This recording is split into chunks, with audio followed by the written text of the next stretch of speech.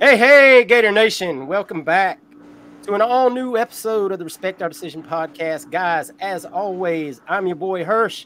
With me, as always, CJ the Man McCann. What's up, guys? And the hype man Wes. What's good, Gator Nation? We Gator almost Nation, here. man. Gator Nation, bear with Wes, man. He's having a rough day. We're going to try to get him through it. His headphones are broke. He's in a world of hurt. Internet was acting up. But we're going to get him through it because that's what we do, man. We got each other's backs in these tough times as the season comes on. Just like the team, somebody goes down, we pick each other up. That's what we got to do, baby. All right, guys, before we get to it, we got some recruiting commitments to preview. Scrimmage talk. Got to talk about, we obviously had a big-time injury this week in the scrimmage. We're going to talk about that real quick here. But before we get started, as always, guys, make sure if you're not already, subscribe to this channel, guys. We've got a few new subscribers this week. We appreciate y'all. Need a lot more, man. We're trying to get 4,000 by kickoff. I don't think we're going to make it unless something incredible happens. But the power is in your hands, guys. And as always, drop a like on the video. Y'all did a great job last week, man. We got over 100 likes. That's our goal each and every video. So if you hear me saying it, like the video, just go ahead right now. Pop that like button, man. It helps us a big time. And down below, give your opinion.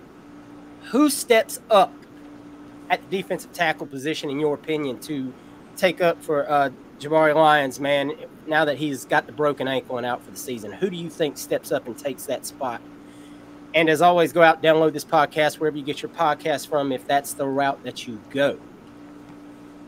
Guys, before we also get started, as always, if you're able, go out and check out our friends at Florida Victorious. Use code DECISION. Save 20% off your first month with Florida Victorious and help Florida athletes so we can go out there, ma'am, and maybe get ourselves a 5-star offensive lineman. Georgia Tech getting 5-star offensive lineman. We need help. We need help, baby. We need some 5-star offensive linemen. All right. Let's jump right into it. We're going to talk about somebody that's not a 5-star, but he's pretty high up there. He's a top 100 recruit. He's a Gator legacy. Ben Hanks Jr. commits Friday, guys. Friday. I don't have the time yet. I'm sure it's out there and I missed it. That's on me. I'll get it fixed. Commitment comes down to Florida, Miami, and Louisville. Yes, Louisville's in there. Shout out to Hova, John Herod. For those of y'all that know who Hova is, used to be working here at Florida. He's got Louisville in the mix for this. But all signs as of tonight, as we record on Wednesday evening, point to that the Gators are in a very strong spot to land the legacy recruit. Would be great. It's already a year of legacy, man. We got Ty Golden landing C.J. Ingram earlier in the week for the basketball team. As obviously we got Vernell Brown III. It's going to be a great year for legacies if we can get Ben Hanks in the fold on Friday. Wes, you're already always hyped as it is. Are you hyped about the possibility of adding Ben Hanks to the team? Yeah, this could springboard a number of commits in the next couple of weeks before the season starts. So I'm excited. We've been kind of hitting on our legacies as of late. Even you mentioned even in the basketball realm, we got one there in Ingram. So I'm excited to add more talent. I think our goal here on pod, we're thinking about trying to get into top 20. This can continue to springboard. As we mentioned, we got Montgomery, and I'm missing the other kid. I can't think of his name right now. Fitzgerald. We're going to talk about him in a minute. Fitzgerald. Yeah, we might be in the line if we can get these 3 kids, some highly ranked kids in this class. I'll be okay with being the top 20 going into the season. CJ, your thoughts on Ben Hanks Jr.? Just be a really good DB to get as far as like ratings goes. He's not really high ranked DB. Something we're not super accustomed to within the last couple of seasons. Most of the kids that we've had commit, they ended up pretty well ranked, but they started off kind of low with with the DBs at least. This is definitely a kid you want. Like I said, we've talked about having more kids that are from the home state, grew up Gators, kids that have an emotional investment in playing here. Maybe that helps if things, fall off the rails and they can kind of stay instead of hitting the portal because this is somewhere that they want to be. They're not far away from home. They're not homesick. But I think that would be a good get for us. I think that we would really be in a much better position with the DB class with Ben Hanks. So, just it's one of those things you should just have to get it done. We made up a lot of ground compared to where we were a month ago with Ben Hanks, how we felt about him and where we were at. We were really behind in that recruitment, unfortunately, which was something that probably shouldn't have happened. But, if you get it fixed, you get him committed, all that's in the rear view, doesn't matter. It's just, window dressing at that point. So this is a big recruitment for us. I think this would be another much needed win on the trail. And a big ad for the class. When you talk about Vernell Brown being in the class, those guys, I think that Hanks is on that kind of level of a player that is a top guy that really looks really good at the top of that recruiting class when you scroll down on 247. So just get it done, make it happen, do what you're supposed to do. You've come this far, just don't fumble going across the line.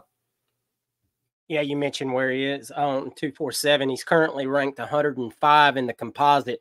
But Ben Hanks has been somebody that has steadily rose up the ranks. I mean, this time a year ago, he was way down in the lower 200s, maybe in the 300s, if I can remember correctly. He was kind of like, well, do we really want to go that hard after Ben Hanks? I don't think Corey Raymond was that impressed with how he looked last year, but he's really come up this year, come on strong. He's already risen, like we said, up to 105 in the composite right now. I'm looking at the numbers. Yeah, I mean, he's had a pretty steady increase. He was in the 150 range and all of that earlier last summer. But getting these legacies, man, it's just so crazy to have this many legacies in 1 year. And we were really close to having CJ Ingram on the football team as well until he decided to completely focus on basketball, and he's made himself a top 25 prospect. I hate to merge football into basketball like that and go kind of sideways, but it's the year of the legacy, man. It's crazy to have, like I said, 3 kids that are all legacies that could have ended up in the football class all at the same time. But I'll take both of these guys, Vernell Brown III and Ben Hanks Jr., every day of the week, man. That's big time if we can get this one done on Friday. And it looks really, really good as of right now, Wednesday night, the 13th. Now let's talk about the other man that's committing on Saturday. Wes already brought him up. And unfortunately, as of right now, this one is not looking as strong as it once did. Bryce Fitzgerald, excuse me, got a frog in my throat there. Bryce Fitzgerald is out of Miami. His top 4 schools are Florida, Miami, LSU, and FSU. Forever this seemed like it was a UF Miami battle. UF was in a good spot for a while. There's been some talk of LSU, but I think the sleeper here right now, as of tonight, is FSU. Miami doesn't feel good about it. Florida's not feeling real strong about it. Word tonight that I got after talking to somebody was that LSU wasn't really feeling it. It's kind of like you don't really know, but FSU guys are kind of being quiet about it. So I could just be throwing Ish up against the wall and trying to get it to stick. But there's been a lot of negative recruitment about Florida from the other schools about, well, you might never play for those guys. Their schedule's tough. If you haven't heard this by now, we've got a really tough schedule this year. I know that's news to a lot of y'all. Y'all haven't been on social media and been told that 6 times a day. But he's kind of really bought into I might not get to play for Will Harris if he's not obviously employed there. And a kid like this wants to get in on a school because if you commit to Florida and then the staff's fired in December, and we're just saying theoretically, guys, we're not saying that we want this to happen or that this is going to happen. So please bear with us on that. But I'm thinking as of the kid, you get to committed and in this late November or early December, the staff gets fired. Well, those other schools might be full at that point. You might not be able to just flip your commitment from Florida to Miami or FSU. Well, they might not have room. They may have already taken other safeties. And then you're kind of stuck going maybe somewhere you didn't want to go. So it's easier at this point to commit to one of the other schools, lock in your spot, and there you go. CJ, what's your thoughts on this as of tonight? Yeah, no, it doesn't look great, but you know, at least you did get another safety. Demetrius You know, Samuel. Demetrius Samuels. You did flip him, which helps at least. You know, I've been a big proponent of wanting to get more DBs in the recruiting classes because of where we are. We've got a lot of really top end guys that are older, that are seniors, and the next year the other guys that we feel strongly about, they're going to be juniors. So you really would like to get some more guys to come in. You know, if you get Hanks, that's a good one. Samuels is a good one, and that's a good, you know, couple of guys. I don't know if Florida's going to reach back into the bag and try to find some of the maybe the 3-star lower end guys that maybe they feel like can rise, like we did with Teddy Foster last year. And oh, dang, lost his Grimsley. name. Not Grimsley. I know the kid Grimsley. he's talking about, and in my mind blanked as well because Teddy Foster is the one that I just remember. But if you get kids like that at kind of the end of the season, the end of the cycle, who have played a really good senior year, have kind of shot up the rankings and gone from relative unknowns to like a mid 3-star that you really feel strong about. You've got a couple of seasons to work with him. I could see that might be where we lean towards. And that's okay. And again, I still say Florida, to be successful next year, is going to have to really do a good job in the portal anyway. You know, these kids that are coming in for the 25 class aren't going to dictate how well you do in next season. You're going to have to at least get some portal guys to really bolster that to have a successful season. So that's where Florida's going to be at if we, you know, even with if we did land Fitzgerald. You know, I hate that we're not going to get him. I hate that we miss out on him and you miss on Hayward, so you don't get either one of those guys. That really stinks because for a minute there it felt like we were going to get Hayward, Fitzgerald, and Hanks. We were kind of playing with that, but as so many times go, you know, we at one point we thought we were going to get Mitchell and Harris and Cormani all at the same time. It doesn't work like that sometimes. You know, you can feel really good about visits. Kids will say, you know, they're never going to have a kid who says I had a bad visit. You know, so I think that's just the way it works out more times than not anyway. But like I said, you clean up with Hanks and you got Samuels. So that helps kind of soften the blow of this, but nonetheless, it's a miss. You're going to have to recover from it. You're going to have to find some other avenue. What that's going to be, I don't know. Maybe you try to flip a kid. You know, there's options out there for Florida. You know, you look at just in my area, you look at D. Reddick, who just committed to USC, flipped from Central Florida. He's already flipped from Auburn. Maybe that's a kid you can circle back to. You know, he's a 4-star defensive back from the South Georgia area. Maybe you go talk to that kid. Maybe he decides he doesn't really want to play for USC when it starts to get a little closer. And there's a lot of other kids that are like that too. So we'll have to see what we do down the line. As many times as we've done before, it just kind of figuring it out with some later end defensive backs. Yeah, and you got to think that they'll still spin the block on Drake Stubbs as well. They're not going to let that one go. And real quick, Wes, before your take, Josiah Davis was the other guy you were thinking about, CJ, as that safety we took late last year. Wes? Yeah, this is like maybe 3-4 weeks in a row. I've been talking about what CJ mentioned, and when he mentioned it, it's just something that I thought about, and he was so right about as far as our safety room and get some safeties in to develop again behind some guys that we feel pretty good about as far as Castell and Thornton.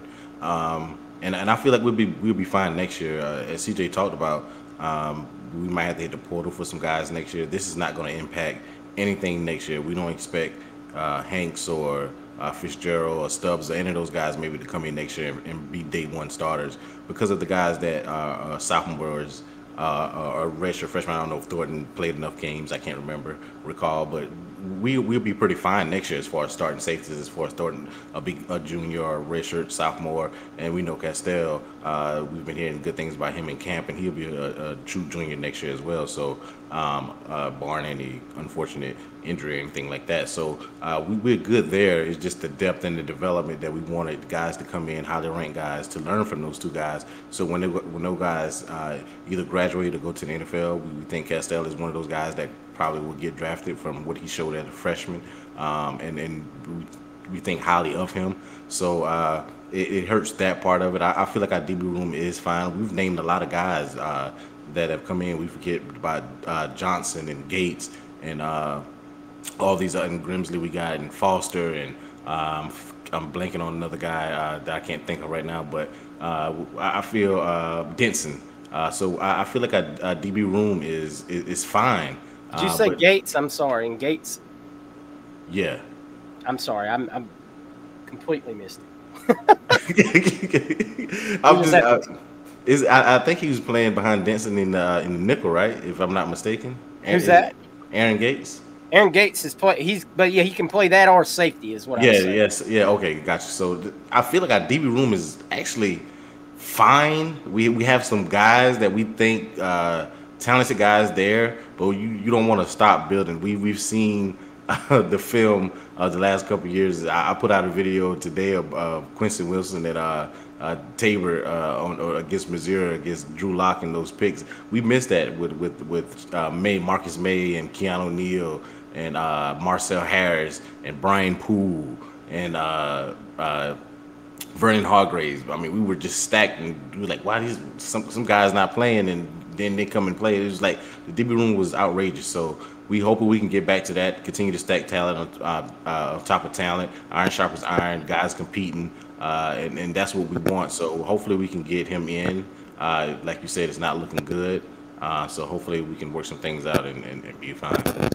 The name I was thinking of, Hirsch, wasn't Josiah Davis. Josiah Davis came on early in the class. It was Greg Smith that I was thinking of. That was the other safety that came in with Teddy Foster towards the end. Gotcha. Yeah, I mean it sucks if you're gonna miss on Fitzgerald, but once again, this is where you can either add a guy later on. You know, you spin the block maybe on the Drake Stubbs, and you really put the pressure on where maybe you weren't doing what you needed to do earlier. I don't know all the behind the scenes of that action there. I do know some things. I know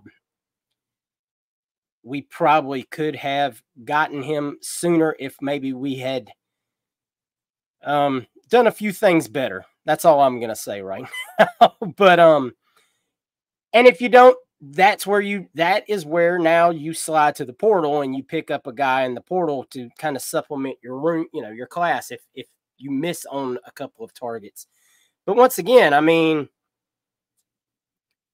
it's a whiff. You call it what it is. If we do in fact end up missing him, and it's more so of a whiff because if he goes to a rival school in state, that's just the nature of the beast. But we get up, dust ourselves off, man, and we go again, and that's all you can do.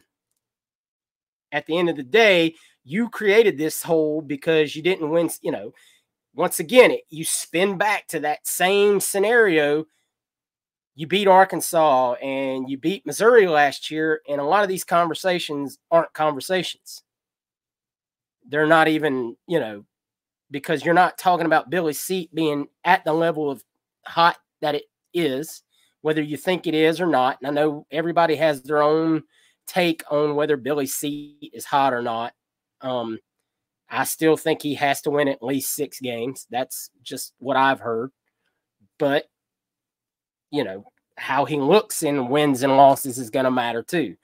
So let's talk about how, in fact, the team looks. We had a scrimmage on Saturday. A lot of reports coming out of the scrimmage. And, there's a lot of good news coming out of the scrimmage now, but we're going to lead off with a couple of the negative things. We're going to get the negative stuff out of the way, and then we're going to focus on the good. Everybody wants the bad news first, right? I mean, isn't that how it works? Everybody just give me the bad news and let's get it out of the way. Obviously, Lyons went down with the fractured ankle, had surgery right away. Everyone on the that saw it said that it was in a real emotional scene. Everybody knew right away it was bad. The team was all together on the field. Napier said in his press conference Monday that it was the first time he had ever seen something like that, where all the team came together on an injured player like that, and that there were a few guys that had tears in their eyes. It sounds like one of those moments that really brings the team together, and you don't want to lose a guy, especially at a position like nose tackle like that. Wes knows, and CJ knows to an extent, but me and Wes have been at this conversation since day one of this show about the Florida Gators and the nose tackle position. And all our listeners that have been with us since day one know that talking about a nose tackle on this show is a sensitive subject. It is a sensitive subject. Excuse me. So now we're at the next man up scenario. And right now, I mean, it's kind of like, obviously everybody knows Dez Watson's there, but you know what you're going to get out of Dez. And I'm not sitting here to put Dez down. You can have your opinion on Dez, whether it be good, positive, negative, whatever. Dez is going to go out there for however many snaps he can play and give it his all. And that's all you can ask from that kid. Some people think he's a waste. Some people think, he is what he is. I say, look, if the coaches are still behind him, I'm still behind him. That's my take on Dez Watson. If the coaches haven't pushed him out the door, he's a Florida Gator, and I'm behind him 110%. So, Wes, what are you thinking about this nose tackle position? I feel like we talk about this way too often. I think we're going to have to do it by committee. I already thought we were going to have to do it by committee. You brought up Dez Watson. He can give you a few snaps here and there, short yardage, goal line. I mean, he's good. He can eat up some blocks. And that's all you want from that nose tackle position anyway. You want to be able a guy that can come in and eat up some blocks and have your linebackers be able to move freely and make plays. So that's what that position, that's what a true nose tackle to me is. Somebody that can eat up double teams, take on double teams, not even eat up, because when you think of eat up, pause, you're thinking about making plays in the backfield. That's not what we are asking, and that's not what a lot of teams ask their nose tackles to do. They want them to take up those blocks, make double teams come, whether it's the center and the guard it's not whether it could be the center and the guard, so that your linebackers can move freely. And we think that'll be key for Shamar James and whoever that guy besides Shamar is, so that they can run free and make tackles and not give up big plays in those gaps. So Dez is one guy. We talked about some other guys moving. I don't know if they're gonna maybe move Cam over there when they put Kearney in, because not Kearney, Kelby Collins, because we talked about him moving inside as well to help. So Tyreek Sapp has played some inside. So I don't know if Jackson may be moved over to in some of those situations when we know it's run, when it's third and short, fourth and short, or something like that. I have no idea what they're going to do, but I feel like we got some guys that can come in. We know Boone is very, very good against the run, even though he's playing in. I feel like we're fine on the D-line. This does hurt because it hurts that depth, and we haven't had a lot of guys there, but we have some other guys that can come in and step up. And like I said, it's going to be by committee. We move some guys around, whether it's Sapp. Talked about Sapp, and I talked about Kelby Collins moving inside as well, and maybe Jackson moving over sometimes when when we have to have big guys up, and hopefully Dez can give us more play. Dez is the key. If he can give us more plays on the field, more snaps there, that'll be key. He don't have to play every down, but when there's those key downs, when it's third and short, fourth and short, and we need something to happen, maybe he can eat up those guards and those centers on those double teams, so that Shamar and those guys can come up and make plays. So that's the way I see it. I still like our D-line and the depth we have there, especially with Boone coming back against the run. CJ, how are you feeling about this? Obviously, we know we still have Cam Jackson, and Cam's primed for a big year. So, what do you think happens out behind Cam? I don't think this changes very much because Cam is still the main D tackle in the middle. You have Caleb Banks. Then you're curious to see what they do. We talk about Desmond Watson, and you talk about Joey Slackman. What are they going to do with Joey Slackman? Where is he going to move on the D line? Because he just seems like a kind of guy that you can put anywhere on that D line, and he's going to give you 110. Micah Burrow is not there. I don't expect him to play unless it comes up dire need. I think he's a kid who needs a year of just training and weight room and those kind of things to really get his body ready to play college football. He's a big kid, massive kid, but you need to kind of figure out what you're doing with all the size you have. You need to find out where you're going with it. So he's going to take a year to figure that out. We talked about Sapp has played a little bit in the inside. Kelby Collins, they want to talk about moving him in. I think it was going to be a committee anyway. I think Cam Jackson is going to be the main guy in that front line. I think Caleb Banks is probably going to be your number 2 for most of it. I think those two guys have shown enough to where you can really trust them anyway. So I think that it doesn't change too terribly much. I'd rather have Lyons. Sure. I think we all would. He showed a lot of growth last year. But I think that you can make do. I think you can figure it out. Definitely a guy that it's unfortunate that you lose him because he is so highly thought of on the defense. Players think the world of him. We saw him last year get, a little too aggressive at some point, but at least that shows how much, he plays with emotion. He cares. Again, we talked about that last week with Joey Slackman. It's just like getting guys in there that play with a lot of emotion and a lot of aggressiveness. And when you have a defensive line that's really aggressive, it helps a lot because that's what they need to be. You don't want those guys to get out there and get run over. But I think we're okay. Now comes the worry of you really don't need to lose another one though. So whatever we're doing there, we got to be careful. We got to hope that we don't drop another one because then you start to talk about the Micah Burrows having to play and guys that are typically better off the edge maybe having to move inside more, which doesn't bode well for us. But I think we're going to be okay without Lyons, but definitely a blow that isn't going to make us any better. Yeah, I think 2 other guys to mention as well. One is Brian Taylor Jr., the JUCO product we took. I know they've already started kind of moving him inside as well. He's a very big kid anyway. A lot of muscle on that kid, man. He's built. And you were talking about Micah Boudreaux. I actually think the DeAndre Robinson might be, if one of the 2 freshmen plays, I think DeAndre might be more primed to get snaps this year over Burrow. I think he's a little bit more ready, but still, you really don't want a freshman playing in any of those kind of roles other than, in dead time. And hopefully we have some of that for some of these kids to get some snaps. So other than just playing Samford, and then the last time we played Samford, even that wasn't a given, but we're not looking at that anymore. The other not so positive topic right now, and remember, guys, there's still a few weeks away here. We're still working this thing out. The offensive line, and granted, the offensive line is always going to be a hot button until we see them in action and see improvement in a game over what we saw last year.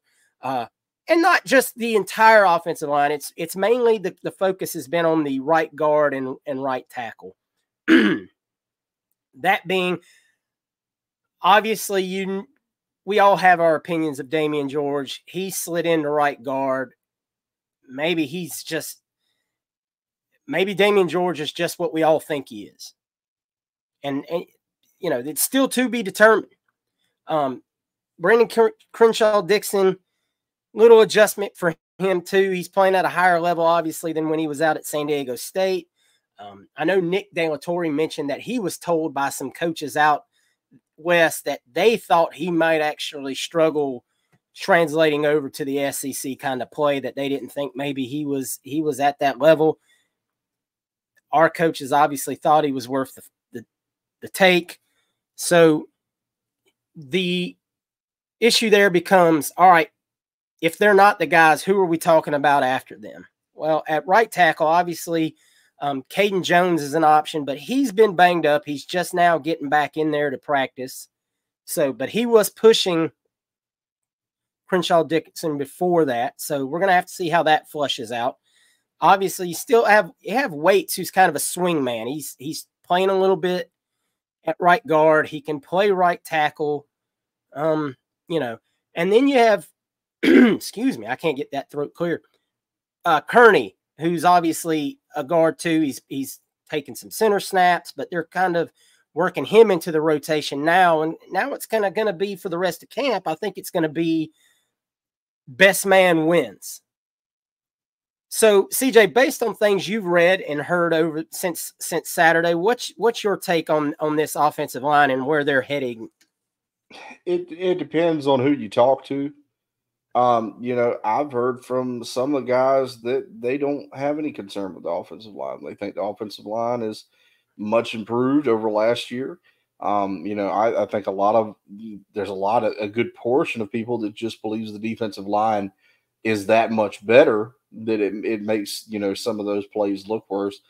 I don't know. I know that Crenshaw Dixon is having to adjust anyway. I think I chalk a lot of what he's doing up to just being in a new place, strange man in a strange land kind of deal. I think he'll be fine. I don't think he's going to be best right tackle we've ever had, but I think he can be serviceable. The guard spot, I've heard that Damian George has done a lot of work to really transform his body, to try to get in better shape to play guard. It just, like you said, if they don't work out, if we're missing the tackle spot there, then it starts to really kind of get on high alert because who is going to play now? I mean, you talk about Caden Jones. Caden Jones is still really young. He was a kid that you took at the end of a cycle, got in late. He played the All-American game. He was thought of pretty well. Everybody saw him as a project a little bit, but he was the kind of kid that was big enough, and his size translated well enough to you say, well, that's the kind of kid you take as a project. So let's see how much they've coached him over the years if it works out. We've talked about Westfall as another guy who can play tackle. You've still got Devin Emanuel. I know they want him to be the backup left tackle, but I mean, man, if it breaks down over there, I would rather him go play over there than sit behind Austin Barber. Because I'm glad you brought that up because that was one of my first thoughts. I feel like there's nobody in that building that is going to let a guy that could play tackle pretty well, has SEC experience, that has played in the SEC, sit on the bench if we're struggling at one side of the line. And I don't know what that means. I don't know if that means let him play left tackle and move Austin Barber back over to the right side. I think that they want Barber to be there on the left, to be the blind side block. But it just depends. I believe that Crenshaw Dixon's going to get it together. I really do. I think he'll be fine. But I understand there's probably some growing pains. Two, from what I'm hearing, the running backs are doing a good job getting an open space and running the ball. The quarterbacks are, finding receivers in practice. But the defensive line is doing a good job at wreaking havoc. So it's, a lot of the times too, you want the defense to win more than the offense because that's kind of how these scrimmages work. You want the defense that has played against an offense this long to really know what they want to do and really be able to capitalize on that. We talk about that in the spring game every year, that if the defense seems a little ahead, it's okay. So we'll see what happens. I do know that there's pieces, and it's just like you're trying to make them all fit. You're trying to figure out what's going to give us the best chance to win football games. If it means get one guy to the one side or the one guy to the other, swapping guards, moving this guy over, playing with the pieces till you get one that fits, I think that's okay. But we've still got weeks to work on it. So again, I'm not hitting the panic button yet because we've only done one scrimmage. It's only the first couple of weeks. Let's see what we're working with by the end of fall camp.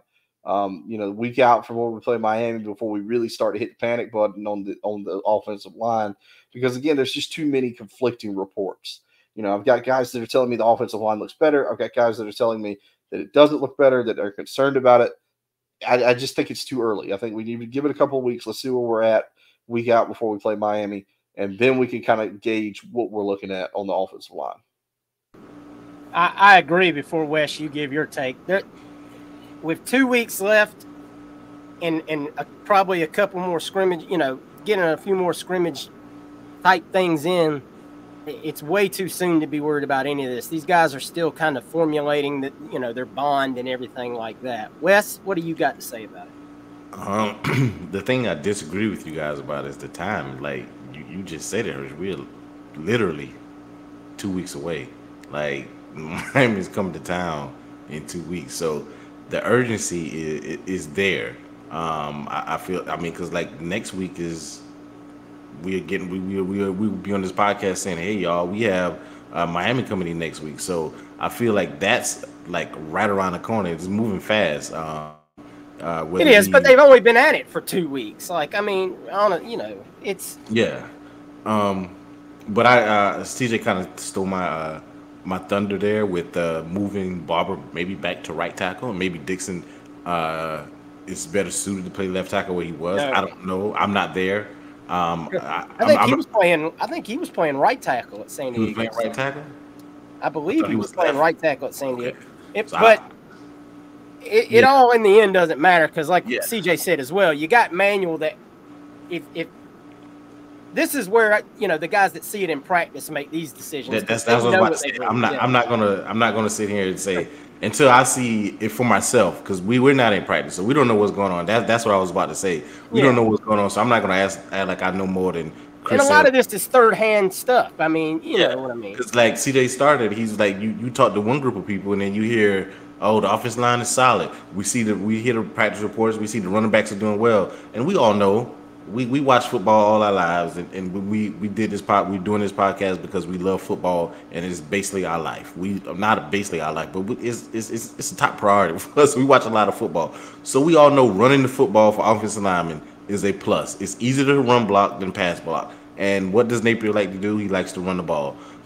So hopefully there's not a lot of one thing I've learned about as far as listening to different podcasts with NFL people talking is true dropbacks, and that's to my boy and Hirsch's boy Kyle Shanahan, and that ain't my boy. CJ has a guy. CJ has a guy that's off that tree as well. They don't like. It's something that they call true dropbacks, which means the defense know you're going to pass. And Kyle Shanahan, Matt LaFleur, Sean McVay, they don't like putting their quarterbacks in true dropbacks. What that means is you don't want to put yourself in a position where the defenses know you're going to pass. That's like if a quarterback throws 25 times a game, you want 5 true dropbacks. Means you want rollouts, you want quick decisions, you want play action where the defense doesn't know what's going to happen. So that's what hopefully Callahan and Napier can implement in this offense, where we're having the defense off guard. And then CJ talked about it too. When you talk about these scrimmages, we don't know if we hear that the offensive line looks great, then everybody like, oh man, our defensive line must be shitty. You know what I mean? That's the mindset you have. Like either you want this or you want that. And we talked about Boone coming back. We talked about how we love Cersei. We talked about Jackson having a big year. You have to look at that and who these guys are going against up in practice as well. And maybe you want to push and have it even, but go ahead. That was going to be my next segue point is I have been told by 2 different people that the most improved group on the team, bar none, is the defensive line. Yeah. Like across the board, because there is depth. There are, I mean, the edge rush position is stacked up with people. I mean, the ends are stacked up with people. You have tremendous talent across the defensive line, which we have not had in the last 2 seasons. I mean, we've talked about we went back to Gervon Dexter playing 157 snaps against Utah, week 1 of Napier's tenure. And that's where we are now, where we can have a solid rotation. And we have guys like Boone and Cersei and Sapp and golly, I can't I mean even LJ McCray has run snaps with the first team and looked good in the scrimmage. So I mean, you're talking about a bunch of talent battling out that these guys are having to see, and every single one of these guys has a different technique. I mean, we know how that is. Some people swim, some people spin. You know how everybody got a different. Some like Boone is a more of a power rush guy. Cersei is a speed guy. McCray is probably a combination of both. You know what I'm saying? So it is what it is. Yeah, I mean, and it's good. Not to get over. Yeah, you want your offensive line working against elite talent because Bain from Miami is going to be just that. Like, you know what he's bringing to the table. So CJ had an earthquake. No, you got an earthquake. But not to get too long-winded, because I don't want to focus this on because the negatives were actually very minimal to me about the scrimmage. So I really wanted to knock those out and talk about some of the good things. And we already talked about one. The running backs looked really good, which we've talked about Montrell possibly being out. But with that being said, Jacoby Jackson, they said, looked fantastic in the scrimmage. Jaden Wrecking Ball, as we're calling him, thanks to Jed Kill. Shout out to you for that nickname reference on our Facebook. Just great. I forgot the third one. The kid from Mississippi. Daniels. Yes, Daniels. Also, some long runs. I mean, the running back room is doing their thing. It may not be a foregone conclusion that Trey Webb is going to be your starting running back. Now, they're all going to rotate in. We know how this works. Everybody's going to get 10 carries or something like that, and we're going to call it a day and have a fresh stable of running backs. Tank Hawkins looked fantastic in the scrimmage. If you get to see the scrimmage highlights, caught a really nice grab from DJ Lagway down the seam. I mean, that's your freshman. A guy you're not expecting to probably take any receiver snaps. I'd love to see him returning. I know Wes would. Let's see. Tackling, I wanted to talk about that because obviously we all know tackling the last few years 4 years.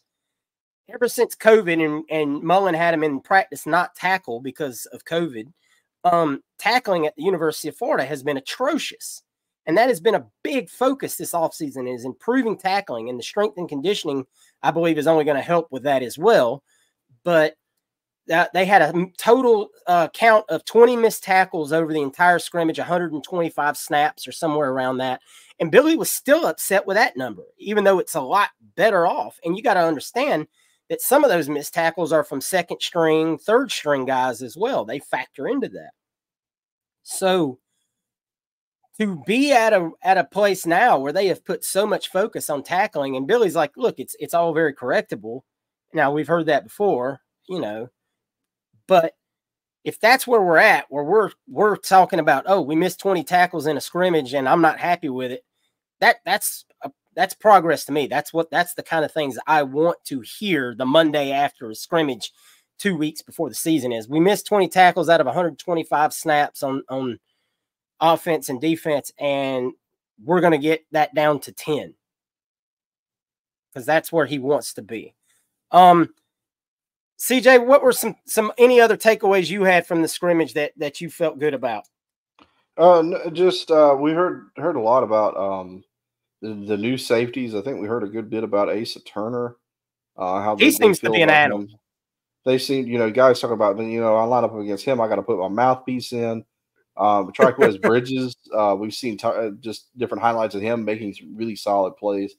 Definitely leaps and bounds compared to what we had after Castell and Thornton, in the safety room last year. This is much welcome to see. So you heard a lot about those guys. Like I said, the defensive line we've heard just a ton about. You hear about the linebackers, and Aiden Childs is just a monster. You've heard him call it an alien like 100 times in different interviews. He's just a guy. He's just a freak.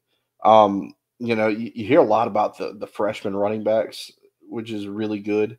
Billy Napier has been very, very good about getting running backs that he feels can play immediately. I think we talked about Ball, a lot in the off season of just a guy that did not look like a freshman running back. He looked like a guy that had been doing it for a while. And Caden Daniels is a guy who's got tons of rushes from high school. So it's not like these guys are, relative like unknowns. They played a lot of meaningful snaps. You've heard a lot of good stuff about what they're doing. Wide receiver room, you're hearing a lot of good stuff about those guys. That Jamari DK is a guy that is not. You're not going to look at him and say, "Wow, that's a highlight play receiver." But as far as doing everything right, just doing the making sure you run your routes correctly, being where the quarterback wants to throw the ball, knowing when to come out of your route, coming back to the football, those kind of things. Here with him, that's really good. That's what you want in your wide receiver 2 or 3. You want that kind of guy.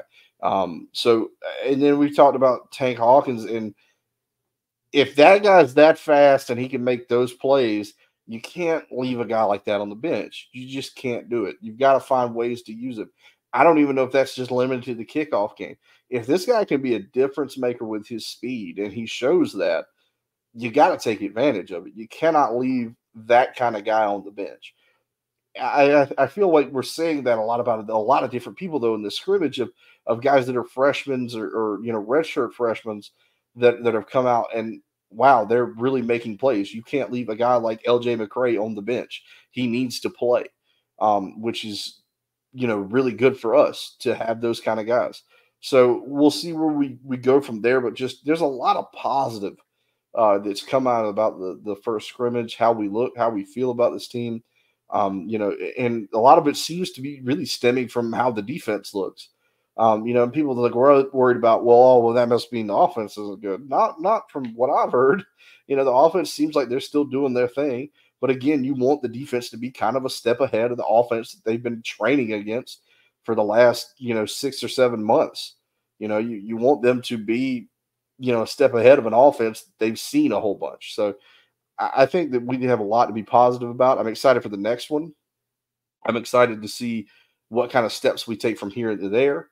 They've got another week, I think. So, let's just keep this going. We get some momentum. We really need to take that next step, and make us feel better about going into that game against Miami. Absolutely. Wes, any other takeaways from the scrimmage that you heard or read about? Yeah, I want to jump on CJ's piggyback off CJ with Tank. Like that kid, that speed. We saw some things that Trey did. I want to see. It doesn't have to be. It can be a wide receiver screen, let him get in open space. It can be the pop pass thing. It could be a reverse. Some things that we don't want to expose Trey to as a runner. Maybe I still want Trey to do the running thing. I want him to be that. I'm not calling Trey Percy Harvin, but with the South Carolina game, I remember we was like, oh, Trey's not up in the backfield. Trey's doing all these different things. I still want him to do that, but the pop passes and the reverse things that we saw him do, maybe you put him or Mizell, some speed guys, and I think that'll benefit this team with the speed. And you put those guys on the safety, it's a mismatch. If you put Tank Hawkins, if you can scheme up something when he's running a post or something down the screen on not down the screen, but something against the safety, a mismatch against the safety, that's a win for him. The safety is not going to be able to run with him, and we all know that. I mean, that the kid has elite speed, him and Mizell both. So, and with CJ on that, maybe just not. We want to see him on. I want to see him returning both kickoffs and punts, but I want to see him some specialized play. Just if he comes in and just runs a reverse to him, I want to see what he does in open space. We know these guys, and then the tackling issue. Does that mean that that Ball is that dude? We saw Ball in the spring game, and he opened a lot of our eyes as far as missed tackles. That I don't know if a lot of missed tackles were against him, but our defense is not really trying to kill these guys like they're going to be doing against Miami. Now, my concern is Cam Ward is a guy, dual threat guy. We know our history against these dual threat quarterbacks. So that's where the missed tackles kind of concern me with that kid and the things that he can do with the ball in his hands. running, not on scrambles. It's not design runs. It's the scrambles when the play break down that I'm concerned about with him. We saw what my Washington quarterback Jaden Daniels did against us last year. It was just crazy. So I don't want to see Cam Ward doing any of that crap. But I'm happy. I'm glad with the receivers. Graham Mertz is year 2. He seems to be fine and progressing. That's what we loved about him coming back and having year 2 in the offense. And usually quarterbacks in year 2 do very well in a system. The most notable guy, I'm not going to say just Joe Burrow. We saw what Kyle Trask did year 2 with Dan Mullen. Being able to play and having a year 2 and having a quarterback that understands a lead at processing, which I think Graham Mertz is. He's a good processor. Our key is just the offensive line, and I think we'll be fine there as well. But I love what I hear from it. To me, it was a push. It wasn't like the defense won. It wasn't the offense won. It was a push. A lot of guys on both sides of the ball made plays, and that's what you want to hear coming out of a scrimmage, that it was plays by the defense and it was plays by the offense, and that's where you want to be at. Something else is that I have heard, and I'm not going to go on much longer because you guys have said everything that really needs to be said, is that the defensive backfield looks phenomenally better as a whole. CJ brought up Asa Turner. The comments about Asa Turner are that guy is an absolute leader by example. He's a hitter. Reminds me of Keanu Neal in the way that he's described. Like, now I know that's some big shoes to fill, as far as Gator fans go, but if the kid can stay healthy, I think you're going to see great things from him this year. And Castell supposedly has just become even like leaps and bounds better than last year. Now, we got to see it in a game, but the feedback I've heard about Castell is phenomenal. And everybody else has just said that Devin Moore is the best defensive back on the whole team. And we know how that rolls with Devin Moore. Stay healthy. Show us. We've talked about Jason Marshall. It's a contract year. He's got to redeem himself from what he felt like was an absolute, bad showing last year. We all know that something seemed off with Jason last year. And, I mean, look, we've seen that before in Florida history where DB, had a great year and then the next year kind of fell off a little bit. And we were kind of like, what happened there? And, a coaching change and a little bit of, technique change and things like that, or just a motivational change. Like I said, to know, look, this is my last chance to solidify my draft status and where I could end up and my tax bracket and all that good stuff. So the DBs have supposedly looked very, very good, and so have the linebackers. Pup Howard looks real great. I mean, Shamar is what Shamar is. We know we're going to expect big things from Shamar, and Aaron Childs continues to get praise all over the place. I think those two freshman linebackers are going to really help to keep the linebacker room fresh. I think you can depend on them to be part of the rotation.